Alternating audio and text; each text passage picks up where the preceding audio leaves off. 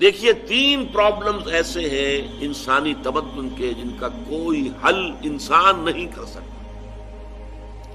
سب سے پہلا مسئلہ اور سب سے پرانا مسئلہ، ابدی مسئلہ ہمیشہ سے ہے جب سے انسان ہے، عورت اور مرد کے حقوق و اختیارات میں کیا تقسیم ہونی چاہیے۔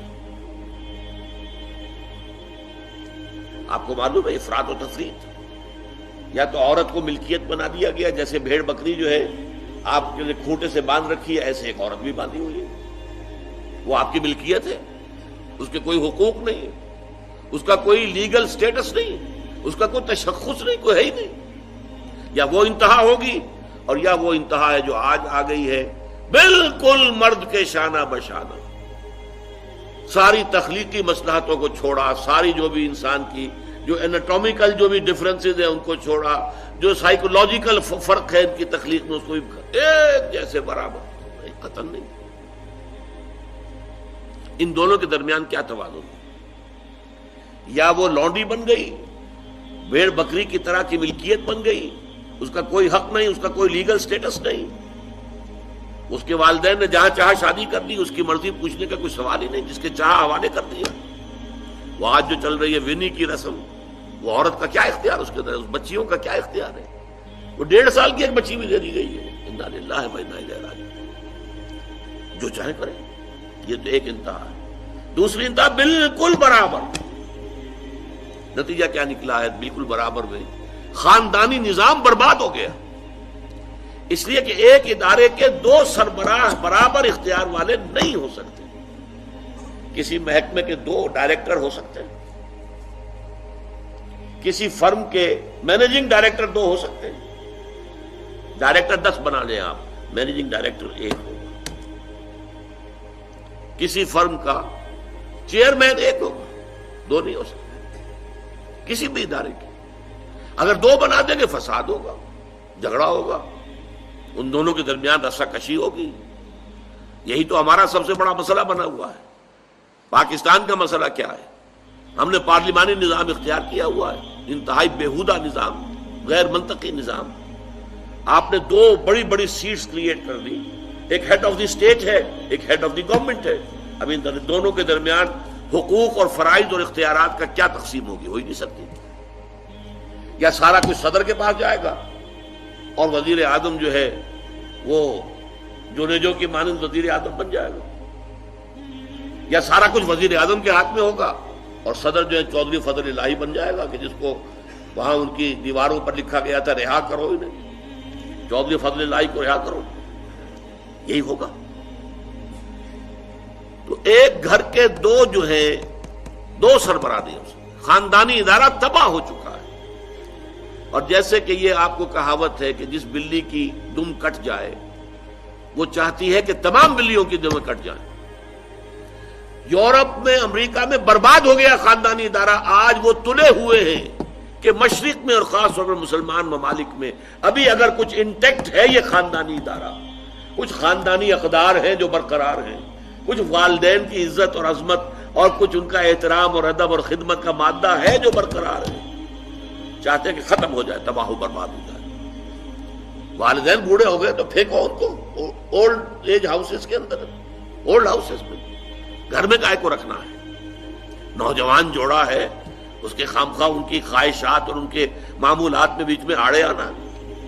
بوڑھی ماں جو ہے بولے بغیر رہے گی نہیں، دنگا فساد ہوگا تو رکھو اس کو وہاں پر اولڈ ہاؤس کے اندر، اللہ اللہ خیر سمجھے۔ یہ ہے اصل میں مسئلہ۔ اب عورت اور مرد کے درمیان کیا توازن ہو، انسان نہیں سوچ سکتا۔ دیکھیے انسان یا مرد ہوگا یا عورت ہوگی۔ مرد سوچے گا تو وہ اپنے اعتبار سے سوچے گا، عورت کی نفسیات کیا ہے، عورت کے احساسات کیا ہیں، اس کو کیا پتا۔ عورت سوچے گی تو اپنے اعتبار سے سوچے گی، مرد کے احساسات کیا ہوتے ہیں، مرد کی نفسیات کیا ہوتی ہے، اسے کیا پتا۔ لہذا یا ادھر کا ہوگا یا ادھر کا معاملہ ہوگا۔ ایک ہی ذات دے سکتی ہے آپ کو نظام، جو مرد کی بھی خالق ہے عورت کی بھی خالق ہے، اسی نے بنایا دونوں کو، اور دونوں ہی اس کے لیے اولاد کے مانند ہیں۔ یہ حدیث نبوی کا ترجمہ کر کے بتا رہا ہوں آپ کو۔ حضور نے فرمایا الخلق عیال اللہ، یہ خلق جو ہے مخلوق ہے، یہ اللہ کے کلبے کے مانند ہے۔ تو مرد بھی اللہ کے اس کنبے میں شامل ہے، عورتیں بھی شامل ہے. اس نے نظام دیا، شادی بیاہ کے یہ قوانین ہونے چاہیے، طلاق وغیرہ کا یہ مسئلہ ہونا چاہیے. یہ سارا ضابطہ جو دیا ہے وہ اس لیے دیا ہے کہ یہ انسان اپنے ذہن سے نہیں سوچ سکتا. آج تباہی آ گئی ہے مغرب کے اندر، شادی کرنا ہی نہیں چاہتے. We are living together. شادی کریں گے تو نتیجہ پتہ ہے کیا نکلتا ہے؟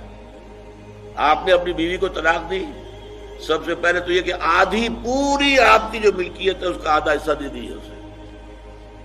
نمبر 2، گھر اگر آپ کا اپنا ہے تو اس میں بیوی رہے گی، آپ نکل جائیے گا. کوئی مرد اس کو قبول کرنے کو تیار نہیں تو وہ شادی کرتا ہی نہیں. اور عورت کی ضرورت ہے، لہذا عورت بغیر شادی کیے بھی اس کے ساتھ رہتی ہے، بچے پیدا کرتی ہے. بٹ وداؤٹ میرج جو بچے پیدا ہو رہے ہیں حرامی بچے. تو پچھلے سال صدر کلنٹن نے کیا کہا تھا؟ اس کا جو اپنا خطاب تھا نیو ایئرز ڈے کا، وہ خطاب کیا تھا؟ ان قریب ہماری قوم، امریکن قوم کی اکثریت حرام زادوں پر مشتمل ہوگی. یہ حرام زادہ ترجمہ کیا ہے میں نے، بورن وداؤٹ ویڈ لاک، شادی کے بندھن کے بغیر پیدا ہونے والے. اسی کو ہم حرامی کہتے ہیں، حرام زادے کہتے ہیں. اور کس کو کہتے ہیں؟ اچھا، دوسرا مسئلہ، پہلا مسئلہ تو یہی ہے، پرانا بہت ہے، قدیم ہے. دوسرا مسئلہ، ایک ریاست ہے، ایک نظام ہے، اس کے کچھ اختیارات اور حقوق ہونے چاہیے. ایک عوام ہے، ان کے کچھ اختیارات ہونے چاہیے. عوام چاہیں گے زیادہ سے زیادہ آزادی ہمیں ملے، ریاست چاہے گی زیادہ سے زیادہ اختیار ہمارے ہاتھ میں ہو. اب جو کچھ ہو رہا ہے ترمیمات کے ضمن میں، کیا ہو رہا ہے؟ ایک طرف جو ہے مشرف صاحب چاہتے ہیں زیادہ سے زیادہ اور طویل سے طویل میرا دور اقتدار ہو اور اختیارات جو ہے میرے ہاتھ میں آ جائے، گھنٹہ گھر بن جاؤں میں فیصلہ بات کروں. ساری کوشش ان کی ہے. اور یہ ARD وغیرہ کیا کر رہی ہے؟ نہیں، حقوق عوام کے ہاتھ میں آنے چاہیے. اب اس میں بھی توازن کیا ہو؟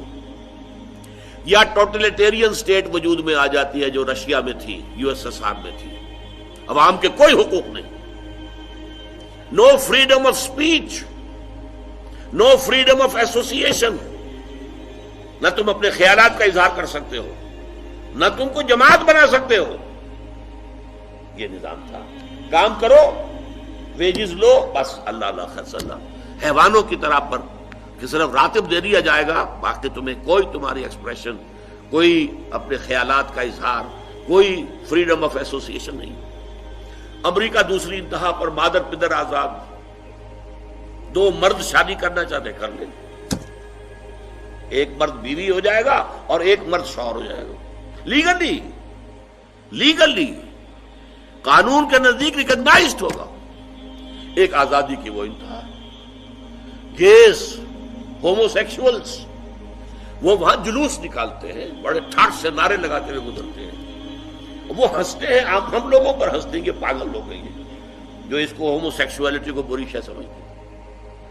اور نیو یارک کا جو میئر ہے وہ لیڈ کرتا ہے پروفیشن. کیوں کرتا ہے؟ اسے اگلا بھی الیکشن لڑنا ہے اور گیز کے ووٹس بہت ہیں. اس سے اندازہ کیجئے کہ کتنی پرسنٹیج وہاں گیز کی ہو چکی ہے، ہومو سیکشولز. یہاں تک کہ طے کر دیا گیا ہے مذہبی میدان میں بھی گیز کو اجازت ہے، وہ پادری بن سکتے ہیں. گیز ہیں، ہومو سیکشولز ہیں. فطرت کے خلاف کام یا وہ آزادی ہے. تو کہاں ہے بیلنس؟ انسانی ذہن کے لیے ناممکن ہے اس بیلنس کا تلاش کرنا. نمبر 3، سرمایہ اور محنت. پروڈکشن جو بھی ہوتی ہے 2 چیزوں سے ہوگی. سرمایہ دار تھا، اس نے کارخانہ لگایا ہے، اتنے کروڑ روپے لگا دیے ہیں، یہ کیا ہے، وہ کیا ہے، یہ سرمایہ ہے. لیکن وہ کیا کر لے گا اکیلا؟ 10,000 آدمی کام کر رہا ہے، لیبر ہے. اب جو کچھ بھی بن رہا ہے، جو پروڈکٹ بن رہا ہے اور جو اس سے آمدنی ہو رہی ہے، اس میں دونوں کے حصہ ہے، لیبر کا بھی حصہ ہے اور سرمایہ کا بھی حصہ ہے. لیکن منافع میں کتنا حصہ سرمایہ کا ہوگا، کتنا لیبر کا ہوگا، کون طے کرے گا؟ یا تو سرمایہ داری بن جائے گی، سب میں تو آپ کو 10 روپے دے سکتا ہوں ڈیلی ویج، منظور ہے تو کام کیجئے ورنہ چاہیے دفع ہو جائے گی. اور بہت سے آپ کے بھائی موجود ہیں جو 10 روپے پر کام کرنے کے لیے تیار ہو جائیں گے. ساری دولت سمٹ کر جا رہی ہے کارخانے دار کے ہاتھ۔ کیپٹلزم جو کیپٹل ہے، جو سرمایہ ہے، اصل جو ہے دولت اسی کی طرف، روپے کو روپیہ کھینچتا ہے، پیسے کو پیسہ کھینچتا ہے۔ لہذا امریکہ میں آپ کو ایسے لوگ مل جائیں گے جنہیں اپنی دولت کا اندازہ نہیں ہے کہ کتنی دولت ان کے پاس ہے، بلینز آف ڈالر کا ایک ایک چیک لکھ سکتے ہیں، اور یہودی ہے وہ۔ دوسری طرف امریکہ میں آپ کو گھیٹوز مل جائیں گے، گھیٹوز، اور ایک ہی جزیرہ ہے مینہٹن، وہ 11 میل لمبا ہے، چوڑائی کہیں 2-3 میل ہے، کہیں ذرا زیادہ ہے۔ اس کے ساؤتھ میں جہاں یہ 2 بڑے بلڈنگیں کھڑی تھی جو گرائی ہیں، جو بھی تھے دہشت گرد، یہاں پر یہ اس کا ریچسٹ حصہ ہے، پوری دنیا کی دولت یہاں جمع ہے، سارے بینک وہاں ہیں۔ اور اسی جزیرے کے شمالی علاقے کے اندر گھیٹوز ہیں، افرو امریکنز، کالے امریکی، یوں سمجھیے کہ سب ہیومن لیول پر رہ رہے ہیں، حیوانوں کی طرح زندگی گزار رہے ہیں۔ یہ ڈسپیرٹی نظر آ جائے گا تو اب عدل و انصاف کی کیا شکل ہو؟ یا وہ ہے جو رشیا میں اور USSR میں تھا، یا یہ ہے جو امریکہ میں اور اس کے الائز کے اندر ہے۔ یہ ہے وہ مسئلہ جہاں انسان ہاتھ جوڑ کر، گھٹنے ٹیک کر اللہ سے دعا کرنے پر مجبور ہے، اے اللہ تو نے مجھے فطرت سلیمہ بخشی، اے اللہ تو نے مجھے عقل سلیم سے نوازا، اے اللہ میں نے تجھے پہچان لیا کہ کل شکر اور کل ثنا کا مستحق تو ہی ہے، اے اللہ میں نے تجھے پہچان لیا کہ تو تمام جہانوں کا پروردگار اور مالک ہے، اے اللہ میں نے تجھے پہچان لیا جزا و سزا کے دن کا مالک و مختار مطلق تو ہے، اے اللہ میں نے طے کر لیا ہے تیری ہی بندگی کرتا ہوں اور کروں گا، اور تو ہی سے مدد چاہتا رہوں گا، لیکن اے اللہ میں مجبور ہوں، میری عقل جو ہے میرا ساتھ نہیں دیتی، کروں کیا، چلوں کس راستے پر، کون سے راستے پر؟ یہ عملی حصہ ہے دین کا، وہ سارا تھا فکری، نظری، ایمانی حصہ، الحمدللہ رب العالمین الرحمن الرحیم مالک یوم الدین، یہ کیا ہے؟ یہ ایمانی، فکری، نظریاتی حصہ ہے۔ عملی حصہ کیا؟ اہدنا الصراط المستقیم، ہمیں سیدھے راستے کی ہدایت بخش، صراط الذین انعمت علیہم، راستہ ان کا جن پر تیرا انعام ہوا، تیرے پسندیدہ بندے جو ہوئے، غیر المغضوب علیہم، جو مغضوب علیہم نہیں ہوئے، ان پر تیرا غضب نہیں آیا، غصہ نہیں آیا، ولا الضالین، اور نہ ہی وہ سیدھے راستے سے پٹ گئی۔ یہ ہے سورہ فاتحہ کا مقام۔ گویا کہ اصل میں یہاں پر قرآن مجید، اس کے اصل مخاطب کون ہے؟ وہ سلیم الفطرت لوگ، وہ سلیم العقل لوگ، جنہیں قرآن کہیں کہتا ہے الذین یعقلون، کہیں کہتا ہے الذین یفقہون، کہیں کہتا ہے اولو الالباب، ہوش مند لوگ۔ یہ وہ لوگ ہیں کہ قرآن مجید اصل میں ان سے مخاطب ہے، اور وہ خود سفر طے کر کے اللہ کی ذات تک، معرفت خداوندی تک تو پہنچ گئے ہیں، لیکن اب عملی زندگی کے اندر رہنمائی کے لیے درخواست کر رہے ہیں، اہدنا الصراط المستقیم صراط الذین انعمت علیہم غیر المغضوب علیہم ولا الضالین۔ یہی وجہ ہے کہ فوراً سورہ بقرہ شروع ہوتی ہے، الف لام میم ذالک الکتاب لا ریب فیہ ھدی للمتقین، یہ ہدایت ہم تمہیں دے رہے ہیں۔ یہ قرآن جواب ہے اس دعا کا، اہدنا الصراط المستقیم صراط الذین انعمت علیہم غیر المغضوب علیہم ولا الضالین، آمین یا رب العالمین۔